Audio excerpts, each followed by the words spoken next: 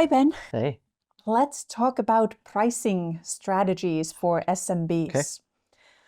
Love this In topic. the age of AI, pricing is getting difficult. We've also talked about tariffs with you. Yeah. Oh my God, pricing is getting Yeah. difficult. We've talked about landed costs. Pricing is difficult. How are SMBs pricing, and in particular, how are SMBs discounting? Is the 20% off everything now dead in 2026?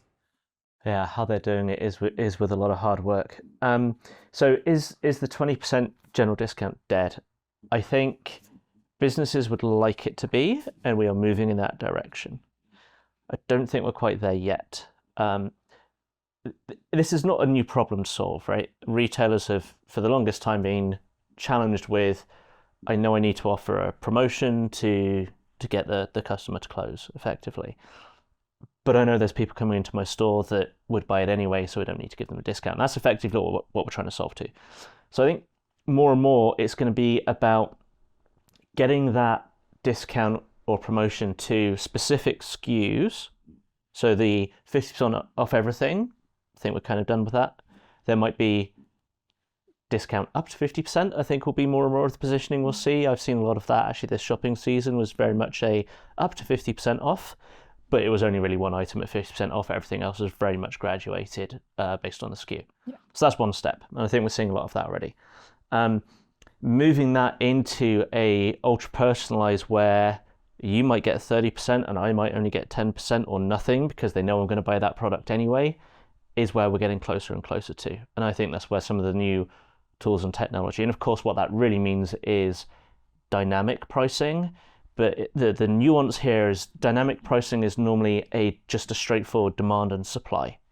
This is very much a calculation on, would this person buy this anyway, or do I need to introduce discount to get them to close?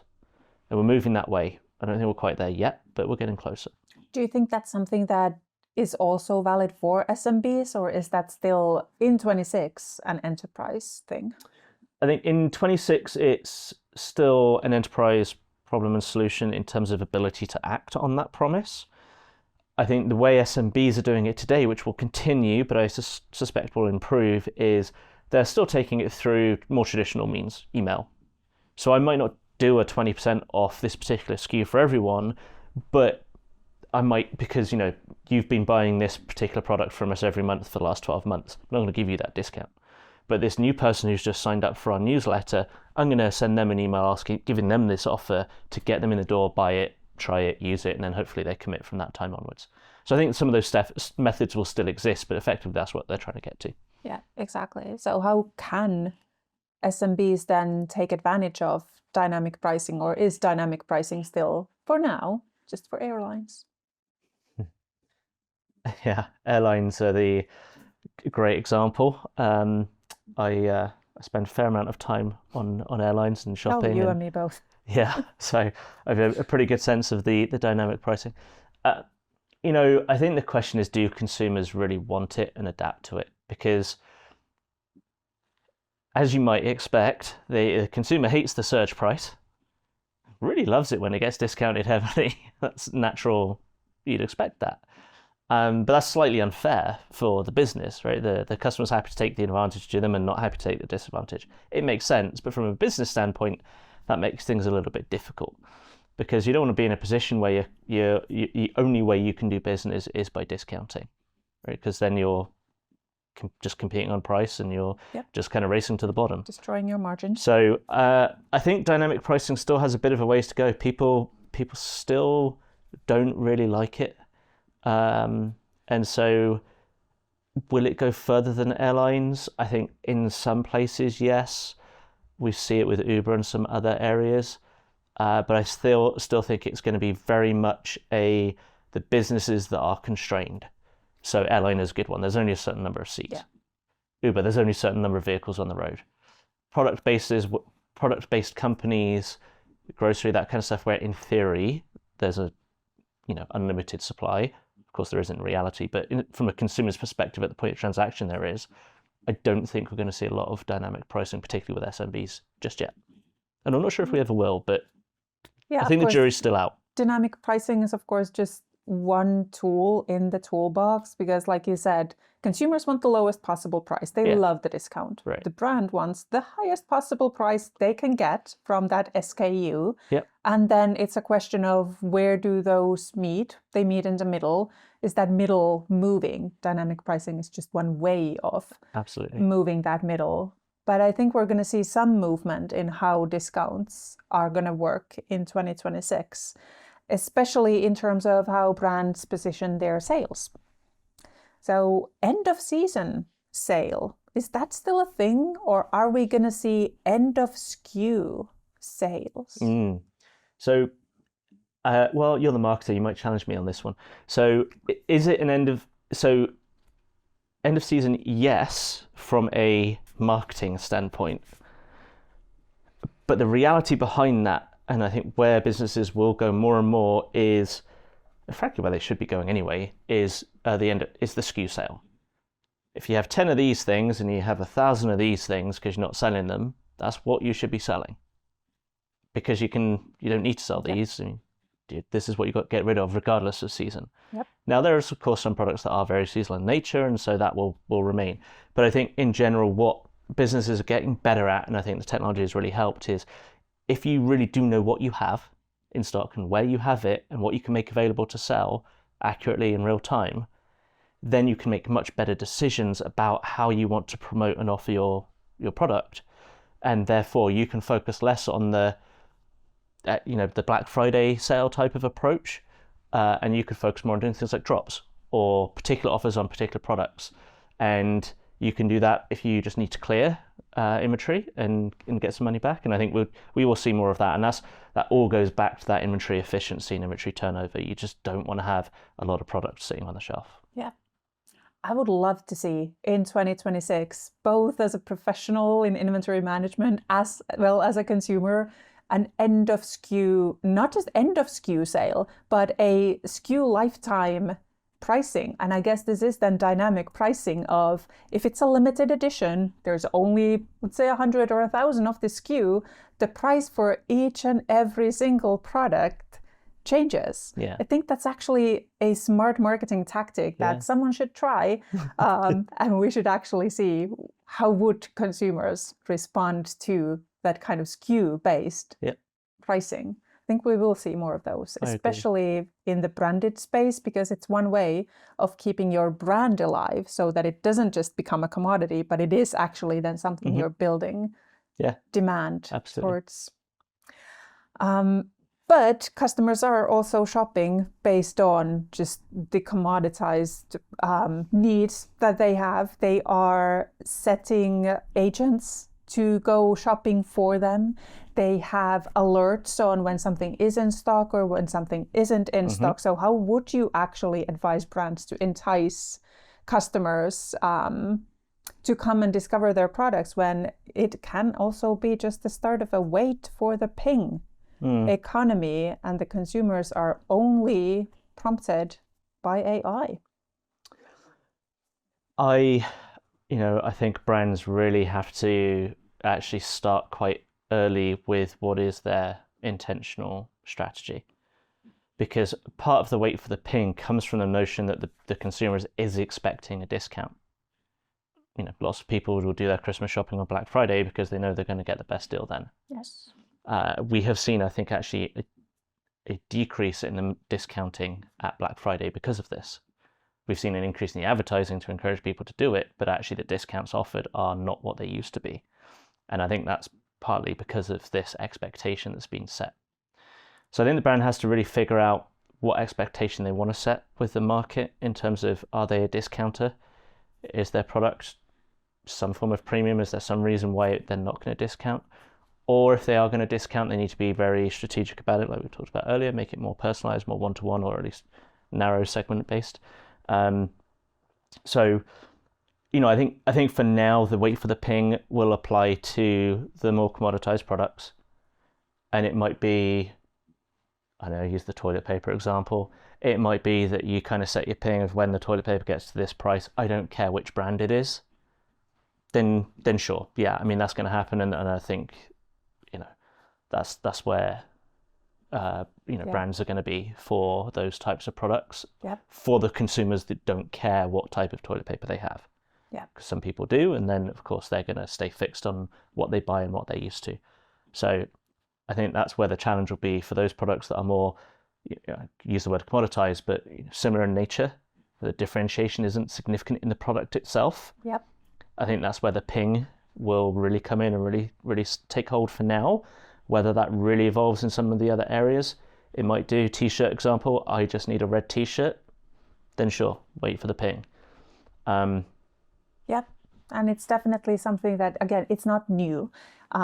Airlines do dynamic pricing, but what we're describing with wait for the ping has been around forever in the stock market. Yeah, that is exactly how you buy stocks. You wait for the losses, ping. Right? You would never buy a stock before the ping. Yeah, exactly. So it is really something, again, that some consumers at least are used to in a shopping behavior. Yeah. But it is not necessarily a commoditized product in this case. In this stock example, it is the exact product that you want. Absolutely. So do you think it would also apply to things like, I want this exact car? It depends on when you need the product.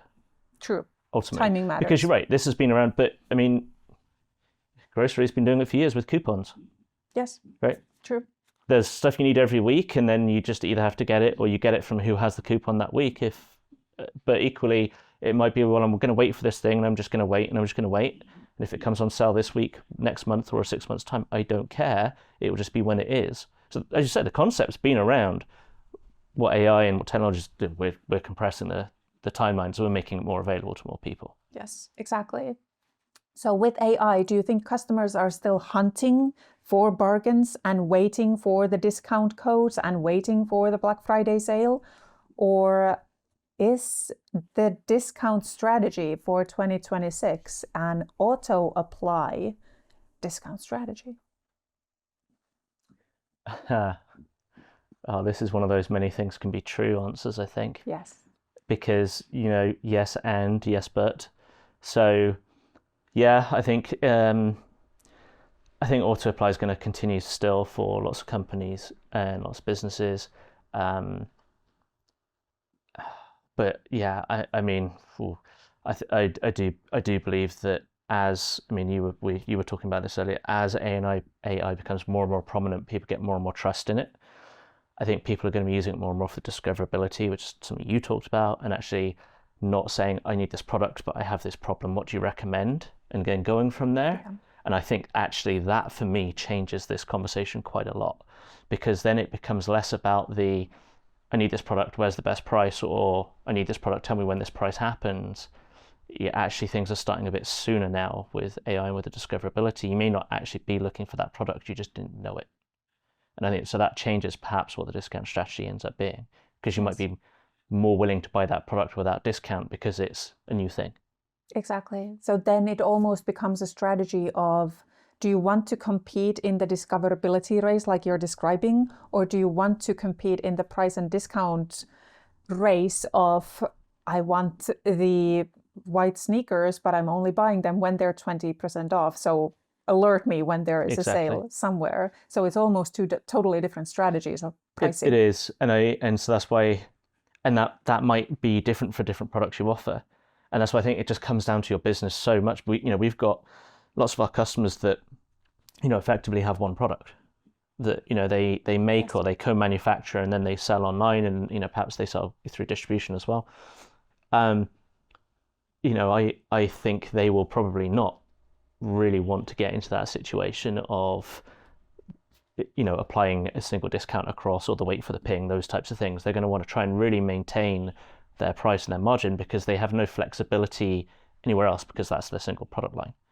If you've got 100 product lines, then you're going to be more likely to vary things because you can accept more risk, but more importantly, I think you can then take advantage of seasonality, markets. You can react to things like tariffs and so on and so forth. I think the thing that's consistent across for 2026, businesses are going to be experimenting. I don't think anyone knows the answer. I think we could talk about lots of possibilities and potentials, but ultimately I would encourage every business to take advantage and try and do a bit of experimentation. But first job is really think about your product market fit, what you want to achieve and what you think your proposition is, and then start there and work backwards. Yeah, exactly. So I'm going to throw you a curveball. Fantastic. Is it possible for small businesses still in 2026 to take a bold experimentation strategy when you and I both know from our data that margins have been going down, down, down? It's tighter and tighter. Do you actually still have room for experimentation, or do you need to nail your pricing as the first step in 26 to actually succeed? Again, I think both things can be true, but how would you advise businesses that are worried about margins? Yeah. So there's actually two things in there. So I don't think you have a choice but to experiment, because I think if you keep doing the same thing you've always done in the challenging macroeconomic conditions, in a changing world, in rapidly technologically changing consumer habits, there's so much change. If you just keep doing it the same way, you're either going to end up with nothing or you're going to at least miss an opportunity. So I think you have to. The question is, how do you do that and still make money? Right? I mean, ultimately, that's what we're saying here. And this is where, again, I think this is where technology can force you into something that perhaps you weren't ready for, but it's also the thing that can help you. Because if you do have, we talked about de minimis and all those other things, if you do have accurate real-time data on what you have in stock, where you have it, your margins on it, because you've got landed costs, you've got your cost of goods sold, you've got all those things accurate in real time, you can actually make more real-time decisions. If you're still using paper and Excel, it's going to be tough, because then there's a lag between the market and, getting the math right on, can I maintain margin in these conditions? And if I discount, what does that really mean? So actually having that accurate real-time data on what do I have, what's it cost me, and therefore what do I need to charge? Your pricing question, what do I need to charge and to whom? You can only really figure that out if you actually know where you're starting from. And so I think it's really, really important, whether it's with Katana or anything else, for any business to make sure they've got a really, really good understanding of the product they have, how much it really costs them to get to market. From there, they can then figure out what the pricing strategy is that doesn't get them into trouble. Because they may end up putting a price out there that makes them lose money. Exactly. That would be bad. So let's try and avoid that by making sure we've got a real good idea of what is my cost to get to market. And then whether you're a cost plus or however you want to price it, but you can go from there. Exactly. So experiment boldly, but know your restraints. And that's the recipe for success in 2026. You got it. Amazing. Thank you, Ben. Thank you.